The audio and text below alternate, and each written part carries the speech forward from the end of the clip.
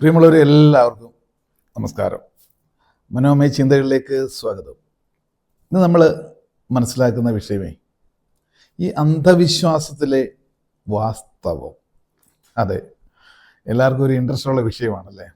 അന്ധവിശ്വാസവും യഥാർത്ഥ വിശ്വാസവും ഇതൊക്കെ തമ്മിലുള്ളൊരു കോൺഫ്ലിക്റ്റ് ഏത് കാലത്തും ഉണ്ടായിട്ടുണ്ട്, ഇപ്പോഴും നിലവിലുണ്ട്. ഇപ്പോഴും കുറച്ചുകൂടി ശക്തമായിട്ടുണ്ടാകും.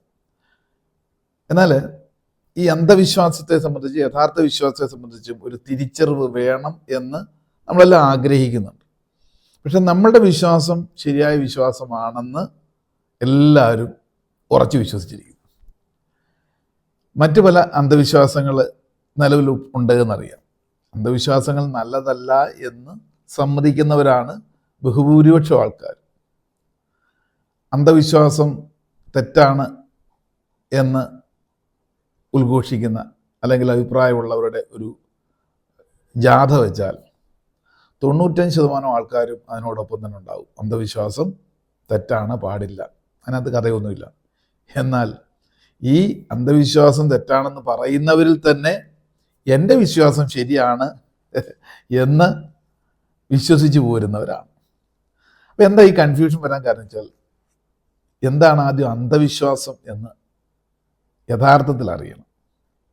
ബ്ലൈൻഡ് ബിലീഫ് എന്ന് പറഞ്ഞാൽ സൂപ്പർസ്റ്റീഷ്യസ് ആയിട്ടുള്ള കാര്യങ്ങളിൽ മറ്റ് ഇടവും വലവും നോക്കാതെ ഉറച്ചു വിശ്വസിക്കുന്ന ചില കൺസെപ്റ്റുകളാണ് അന്ധവിശ്വാസം.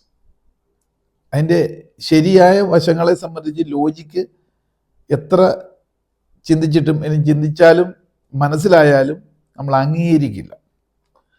അത്തരത്തിൽ കൊണ്ടു നടക്കുന്ന ഉറപ്പുള്ള വിശ്വാസങ്ങളാണ് അന്ധവിശ്വാസം. ഇപ്പോൾ അതിന് ഉദാഹരണം പറഞ്ഞാൽ നിങ്ങൾക്ക് പെട്ടെന്ന് മനസ്സിലാവുള്ളൂ. ചില നിമിത്തങ്ങൾ പോലെ കാര്യങ്ങൾ. രാവിലെ ഇറങ്ങുമ്പോൾ കറുത്ത പൂച്ചയെ കണ്ടാൽ എന്താണ്, അന്ന് പ്രശ്നമാണെന്ന് പറയും. ഈ കറുത്ത പൂച്ച പാവം, അതിങ്ങനെ നടന്ന് വരുന്നു, അതിനെ കണ്ടു. പക്ഷെ അപ്പോൾ മുതൽ ആ വ്യക്തിയുടെ മനസ്സിൽ തോന്നുന്ന ചില ചിന്തകളാണ്. ഒരുപക്ഷെ ഈ വ്യക്തിയെ കണ്ടുകൊണ്ടാണ് പൂച്ച വണ്ടി ഇടിച്ച് എത്തുന്നുള്ളത്, അത് വേറെ സത്യം. അപ്പം കറുത്ത പൂച്ച അല്ലെങ്കിൽ പൂച്ച കുറുക്കിയാടി, നിമിത്തങ്ങൾ, അതിൽ വിശ്വസിച്ച് പോരുന്നവരല്ലേ ലോക ജനതയിൽ ബഹുഭൂരിപക്ഷം ആൾക്കാർ. ചില പക്ഷികളെ കണ്ടു കഴിഞ്ഞാൽ അന്ധമായ ചില വിശ്വാസങ്ങൾ. അതോടൊപ്പം തന്നെ പലപ്പോഴും നമ്മൾ ചിന്തിക്കുന്ന കാര്യങ്ങൾ പെട്ടെന്ന് നടക്കുകയോ നടക്കാതിരിക്കുകയോ ചെയ്യാം. വലത്തെ കൈകൊണ്ട് അല്ലാതെ നൽകാൻ പാടില്ല പൈസ, ഇടത്തെ കൈ കൊണ്ട് കൊടുത്താൽ എന്തോ ദോഷമുണ്ട്, അതൊരു വിശ്വാസമാണ്. അങ്ങനെ ഓരോരോ കാര്യങ്ങൾ നോക്കിക്കോളൂ. ചില നമ്പറുകൾ, പ്രത്യേകിച്ച് ചില നമ്പറുകൾ അത് ഇട്ട് കഴിഞ്ഞാൽ പ്രശ്നമാണ്. മനുഷ്യസഹജമായ രീതിയിൽ എല്ലാ മതങ്ങളിലും ഇതിൽ ഒരു വിശ്വാസം പുലർത്തുന്നുണ്ട്. എന്നാൽ ഇതൊക്കെ പ്രാവർത്തികമാകുന്നുണ്ട് ചില കേസുകളിലൊക്കെ. ഇങ്ങനെയൊക്കെ വരുമ്പോഴാണ് ഉത്തരം കിട്ടാത്ത സമസ്യ പോലെ ഈ അന്ധവിശ്വാസങ്ങൾ പലരും മുറുകെ പിടിക്കാനുള്ള കാരണം. എന്നാൽ ചില ബ്ലൈൻഡ് ആയിട്ടുള്ള ബിലീഫുകൾ, അത് പോസിറ്റീവ് കാര്യത്തിനാണെങ്കിൽ അങ്ങനെയുള്ള വിശ്വാസത്തെ മുറുകെ പിടിക്കുക തന്നെയാണ്. നമ്മൾ ഒരു പാലത്തിലൂടെ കടക്കുമ്പോൾ വീഴാതിരിക്കാൻ ഒരു കയറ് കെട്ടിയിട്ടുണ്ടാവും. ആ കയറിൽ പിടിച്ചുകൊണ്ട് മറുകര കടന്നാൽ വീഴില്ല എന്നുള്ള വിശ്വാസം വീഴ്ത്താതിരിക്കുമെങ്കിൽ ആ വിശ്വാസം നല്ലതിനാണല്ലേ. എന്നാൽ ബുദ്ധിക്കറിയാം, അഥവാ കാല് തെറ്റി വീണാൽ ആ കയറടക്കം പൊട്ടി വീഴുമെന്നറിയാം നമ്മളും, പക്ഷെ വീഴില്ല. ഇതൊരു ബലമാണ്. ഇതിനെ വീഴ്ത്തില്ല എന്നുള്ള വിശ്വാസം വീഴ്ത്തില്ലെങ്കിൽ അത്തരത്തിലുള്ള വിശ്വാസം മുറുകെ പിടിക്കണം. ഇതേപോലെ തന്നെയാണ് എല്ലാ ദൈവികമായ സങ്കല്പങ്ങളിലും. ഞാൻ ആരാധിക്കുന്ന, ഞാൻ വിശ്വസിക്കുന്ന ഈ ഒരു ദൈവം തീർച്ചയായും ഏത് ആപൽഘട്ടത്തിലും എന്നെ രക്ഷിക്കും, എനിക്ക് വേണ്ട വഴി കാട്ടിത്തരും എന്നുള്ള ചില ബിലീഫ് സിസ്റ്റം, അതായത് ജന്മനാ തന്നെ പരമ്പരാഗതമായിട്ട് നമ്മളിലേക്ക് ഒരു പാറ്റേൺ അത് ഇൻബിൽട്ട് ചെയ്തിട്ടാണ് ഓരോരുത്തരും ഇങ്ങോട്ട് വരുന്നത്. അത് ചില സന്ദർഭങ്ങളിൽ തീർച്ചയായിട്ടും അങ്ങനെയുള്ള ചില വിശ്വാസങ്ങൾ ഉറപ്പായിട്ടും നമുക്ക് ആശ്വാസം തരും. ഇവിടെ ബുദ്ധിയും ഇടപെടണം, ഒപ്പം വിശ്വാസവും. ഇത് രണ്ടിനെയും സമന്വയിപ്പിച്ച് പോകുമ്പോൾ മാത്രമേ അത്തരത്തിലുള്ള വിശ്വാസങ്ങളുടെ ഫലമുണ്ടാകത്തുള്ളൂ. അപ്പം നമ്മൾ ദൈവികമായ വിശ്വാസങ്ങളുടെ കൂടെ പോകുമ്പോൾ ബ്ലൈൻഡായിട്ട് അവിടെ ഇരിക്കുന്ന ദൈവം നേരിട്ട് ഇറങ്ങി വന്ന് എൻ്റെ കാര്യങ്ങളെല്ലാം കേൾക്കുന്നുണ്ട്, കണ്ടറിഞ്ഞ് ചെയ്തോളും എന്ന് വിചാരിച്ച് നിങ്ങൾ അവനവൻ ചെയ്യാനുള്ള പ്രവൃത്തികൾ, കർമ്മങ്ങൾ മര്യാദയ്ക്ക് ചെയ്യാതെ 100% ദൈവം കണ്ടു, എൻ്റെ പ്രവൃത്തിയോ നേരെ തിരിച്ചു, ഞാൻ ജീവിതത്തിൽ വേണ്ട അടുക്കും ചിട്ടയോ അല്ലെങ്കിൽ എൻ്റെ മനസ്സെപ്പോഴും പൊളൂട്ടഡാണ്, ദുഷ്ചിന്തകളായിട്ട് ജീവിതം നയിക്കുകയും എന്നാൽ അതവിടെ നിൽക്കട്ടെ, എന്നെ ദൈവം കാണുന്നുണ്ടല്ലോ,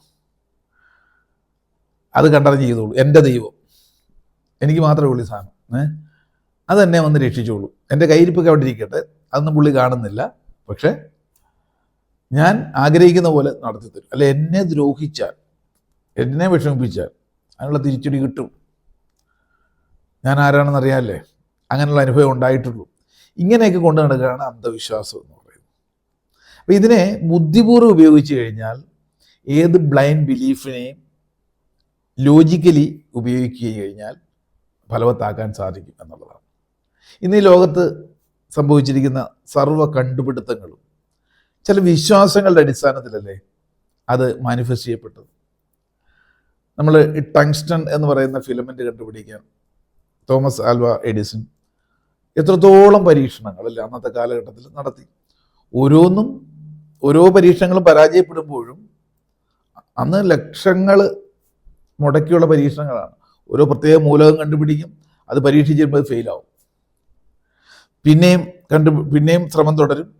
അങ്ങനെ വന്നപ്പം അദ്ദേഹത്തോട് മറ്റുള്ളവർ ചോദിച്ചു, താങ്കൾക്ക് ഭ്രാന്താണോ, ഇത്ര പ്രാവശ്യം പരാജയപ്പെട്ടു ഈ ബൾബ് കണ്ടുപിടിക്കുന്ന കേസിൽ, അത് കത്തുന്ന ഒരു വസ്തു ഇങ്ങനെ കത്തി തന്നെ നിൽക്കുമ്പോൾ പ്രകാശം വരുന്നു, അപ്പോൾ ഉരുകാത്ത ഒരു മൂലകം കണ്ടുപിടിക്കണം, അതിനുള്ള ശ്രമമായിരുന്നു.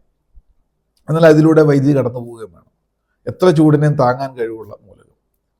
അങ്ങനെയാണ് ടങ്സ്റ്റൺ എന്ന് പറയുന്ന ഫിലമെൻ്റ് കണ്ടുപിടിക്കുന്നത്. അതിനുവേണ്ടി ഒരുപാട് നാളത്തെ വിശ്വാസത്തോടുകൂടിയുള്ള കർമ്മം കൂടെ ചെയ്തുകൊണ്ടിരിക്കുകയാണ്. പലരും നിരുത്സാഹപ്പെടുത്താൻ നോക്കി. അപ്പോൾ അദ്ദേഹം പറഞ്ഞു, ഞാൻ വിജയത്തിലൂടെ അടുത്തുകൊണ്ടിരിക്കുന്നു. എന്താ കാര്യം? ഇനി ഇത്രയും നാൾ പരീക്ഷിച്ചത് വീണ്ടും പരീക്ഷിക്കണല്ലോ, പുതിയത് നോക്കിയാൽ മതിയല്ലോ.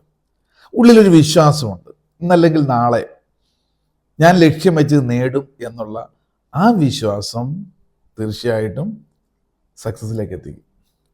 ഇതേപോലെ നിങ്ങളുടെ ജീവിതത്തിൽ ലക്ഷ്യം നേടുന്നതിന് വേണ്ടിയിട്ട് ഒരുപക്ഷെ നമുക്ക് ആത്മവിശ്വാസം കുറവാണെങ്കിൽ ഞാൻ വിശ്വസിക്കുന്ന ഒരു ശക്തിയോ ഒരു കൺസെപ്റ്റോ അത് എനിക്ക് തുണയാകും എന്നുള്ള വിശ്വാസം വെക്കുകയും ഒപ്പം നമ്മളുടെ ശ്രമം കൂടെ ഉണ്ടെങ്കിൽ തീർച്ചയായിട്ടും അങ്ങനെയുള്ള വിശ്വാസങ്ങൾ അന്ധവിശ്വാസമല്ല നിങ്ങളുടെ വിജയത്തിലേക്ക്. അതുകൊണ്ടാണ് എല്ലാ വിധത്തിലുള്ള ആരാധന അനുഷ്ഠാനങ്ങളും എല്ലാം ബഹുഭൂരിപക്ഷം വരുന്ന ജനതയും അത് സയൻറ്റിസ്റ്റുകൾ പോലും ചെയ്യുന്നത് അല്ലേ. ഒരു റോക്കറ്റ് വിക്ഷേപണത്തിന് മുമ്പും തേങ്ങ ഉടച്ചിട്ടാണ് അല്ലേ. ശാസ്ത്രത്തിന് എന്തിനാണ് ഈ പറഞ്ഞ വിശ്വാസം എന്ന് പലപ്പോഴും ചോദിക്കാറുണ്ട്. അതിനെ എതിർക്കുന്നവരുണ്ട്, അല്ലാത്തവരുണ്ട്. ഈവൻ നാസയിൽ പോലും ഒരു വലിയ കണ്ടുപിടുത്തം നടത്തി അത് ഡിക്ലെയർ ചെയ്യുന്നതിന് മുമ്പ് നമ്മുടെ ട്രഡീഷണൽ ആയിട്ടുള്ള പ്രാർത്ഥനകളും കാര്യങ്ങളൊക്കെ നടത്തിയിട്ടാണ് ശാസ്ത്രജ്ഞർ പോലും അതിന് തുടക്കം കുറിക്കുന്നത്. അപ്പം ചില വിശ്വാസങ്ങൾ നമുക്ക് ഉജ്ജ്വലമായ ആശ്വാസം തരുന്നു. ഈ വിശ്വാസങ്ങളെല്ലാം ബിലീഫ് സിസ്റ്റമായിട്ട് ചെറുപ്പം മുതലേ ഉള്ളത് കൊണ്ട് അതിൻ്റെ പോസിറ്റീവ് ഡയറക്ഷൻ ഉപയോഗിക്കാൻ ബുദ്ധിയും കൂടെ ഉപയോഗിക്കുക. വിശ്വാസം എന്നൊരു കാറ്റലിക്സ് പോലെയാണ്. നിങ്ങളുടെ ബുദ്ധിയും നേടാനുള്ള കാര്യവും അതിനിടയ്ക്കുള്ള കൂട്ടി ഇണക്കുന്ന വിളക്കുന്ന ഘടകമാണ് വിശ്വാസം. നമ്മളതുകൊണ്ടാണ് പല പല ക്രിയകളും അല്ലെങ്കിൽ പൂജാതി കാര്യങ്ങളും സ്വയം നമ്മൾ ചെയ്യുന്ന പ്രാർത്ഥനകളും ഇതെല്ലാം ഒരു ആ വ്യക്തി പോസിറ്റീവായിട്ടുള്ള ചിന്താഗതിയും പ്രവർത്തനം ഉണ്ടെന്നുണ്ടെങ്കിൽ ആ വിശ്വാസങ്ങളെല്ലാം തന്നെ റൈറ്റ് ഡയറക്ഷന് ഉപയോഗിക്കാൻ സാധിക്കുന്നു. അതിന് അന്ധവിശ്വാസം എന്നല്ല പറയുക.